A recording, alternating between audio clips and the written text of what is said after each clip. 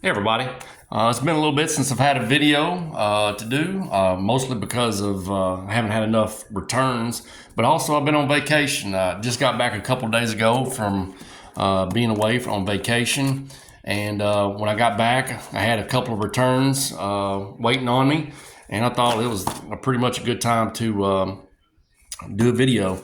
But I want to say real quick, I went to Denver and saw the Rockies play and went actually to the Rocky Mountain National Park and everything like that, and had a real good time up there. I know that the Rockies aren't very good this year, and they played the White Sox and they're not very good, so it wasn't really a match of really strong teams or anything like that. But I'll say this, that Coors Field is a great place to watch a game. You got the Rockies over there on the left field side over there, you know, in the background, and just really a good looking park. And I saw them on the 4th of July, and they put on one heck of a 4th of July fireworks display and everything like that as well. So really enjoyed my time at Coors Field and in Denver watching them play.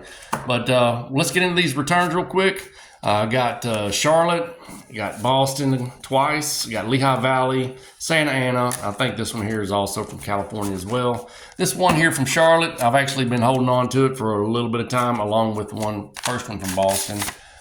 This actually is a finished duo of John Candelaria and Frank Tanana. I got Frank Tanana about a month and a half ago, and sent it back off to John Candelaria and paid his fee. His fee is $15.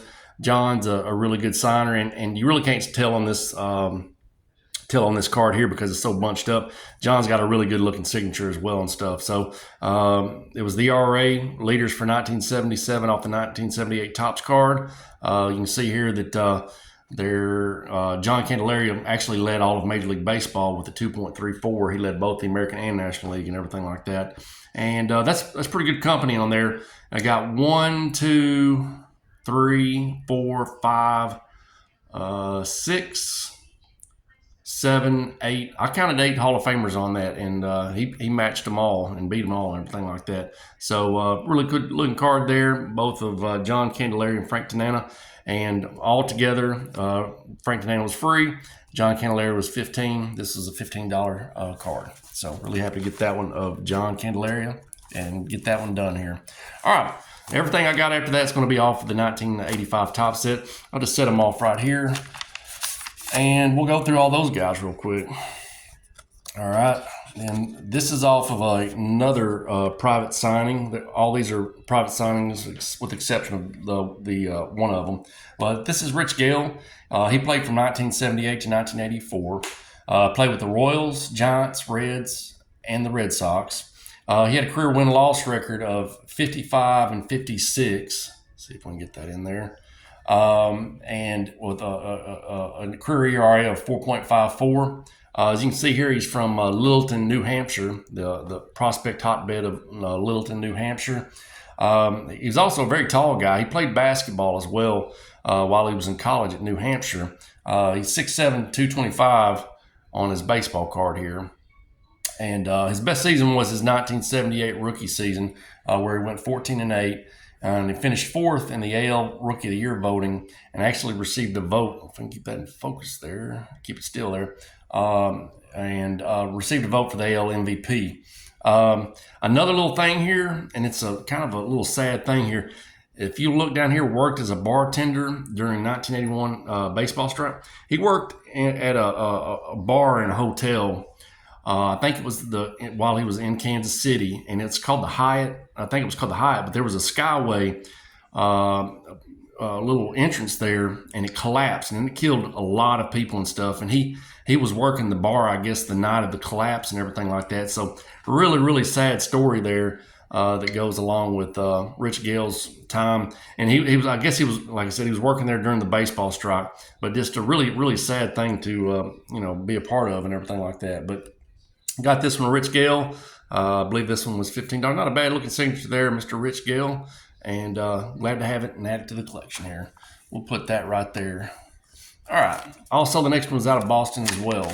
And let's see if we can get them out of here. No problem. All right.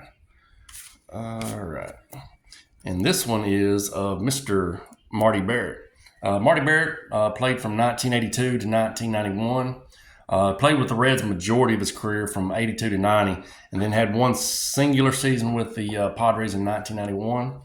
Career batting average of 278 with 18 home runs and 314 RBIs. One of the highlights of Marty's career is he was the 1986 ALCS MVP, where he went 13 for 30 with a 433 batting average playing the California Angels. But for the whole World Series, he had 24 hits. So he had a pretty good playoff run. He might have had a chance if the Red Sox maybe win that World Series. He might have had a good chance of making a run for World Series MVP as well and stuff. So another little notable fact about his career: his last game as a Red Sox, he was thrown out, and he was trying to defending his teammate Roger Clemens in the 1990 LCS against the A's, but he got thrown out of his final game playing for the Red Sox and stuff. So I thought that was kind of an interesting fact. But also another nice looking signature. Those Red Sox cards, they come up pretty good right there with that blue ink and everything like that. So maybe that'll mean one of these days I'll spring for a Roger Clemens rookie card at some point in time. I can't pull the trigger on that just yet. I just can't do it. So that is Mr. Marty Barrett for a fee of, I think it was like $15 or something. Next one's Lehigh Valley. Let's get it going. All right, get it opened up here. And this is of Mr. Enos Cabell. Enos Cabell played from 1972 to 1986. You look on the back here, you have his squinched up stats, full and complete stats here. He played with the Orioles, Astros, Giants, Tigers, and Astros the second time. And he finished up in 1986 with the Los Angeles Dodgers. He had a career batting average of 277 with 60 home runs and 596 RBIs. He was one of the 6 baseball players who were suspended for the entire season during the Pittsburgh drug trials back in '86. But the suspensions were avoided after the players agreed to large anti-drug donations and community service.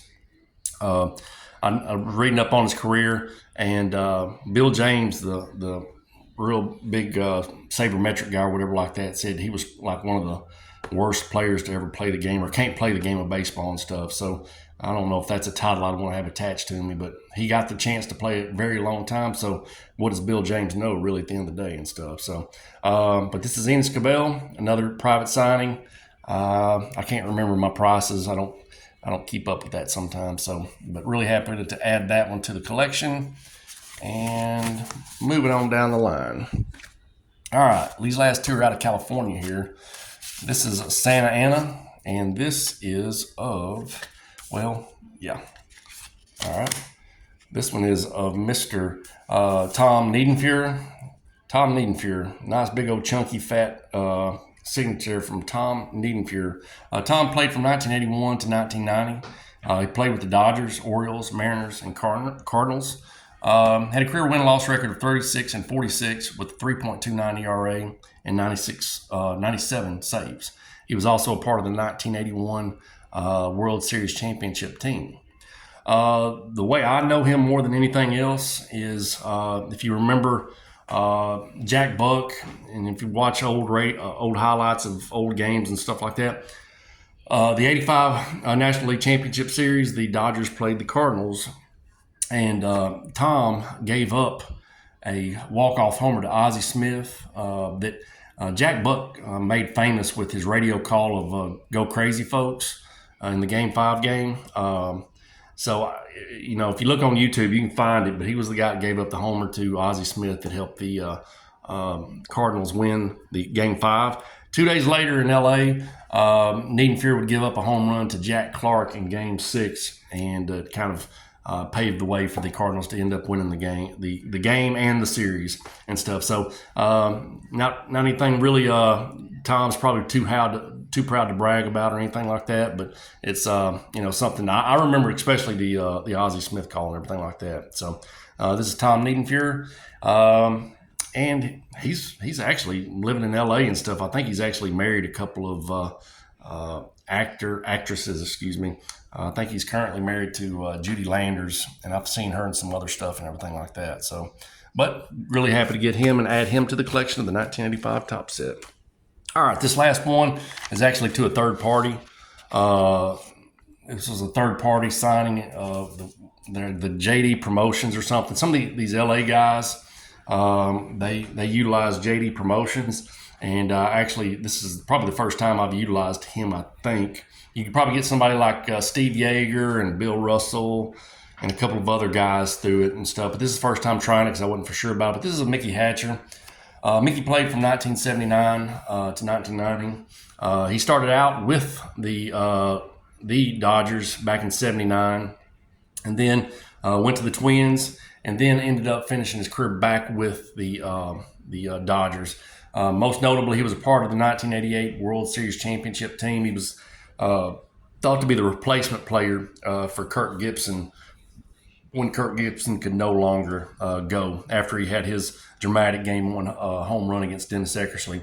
So he got one championship as a player in 1988 with the Dodgers. He also got another one while he was on the coaching staff of the Anaheim Angels, and in 2002. I guess him and Mike Scioscia were good friends and ended up being on the same coaching staff back in the 2000s and everything like that. But Mickey had a career batting average of 280 with 38 home runs and 325 RBIs. There's another little thing besides his 85, but if you find his 86 Fleer and his 1991 Upper Deck, you'll see that Mickey has this oversized like Mizuno baseball glove and everything like that. And I remember those cards pretty well and everything like that. I'll try to see if I can flash them up here and everything like that. But really got that goofy. They said he was kind of a laid back, goofy type of teammate. So every clubhouse needs those kind of guys, I imagine, stuff. So, but really happy to add this one. This was, like I said, through JD Promotions out of California, and we'll put it right. I don't know. We'll just kind of thump them up here a little bit. But folks, as you can see, I don't know the numbers. I can't get the count, but I'm slowly approaching. I'm about 5 cards shy of 400 or so off the 85 Topps set. I think what I'm going to do is after I get 400, I'll do a recap of all the 400, and then I'll probably just actually shut down the videos and everything like that, and I'll just get what I can get and stuff. I've enjoyed doing these videos. But I'd rather just kind of concentrate on just doing something else, I guess. So, but folks, this is what I got. Appreciate y'all watching, and y'all take care. Bye.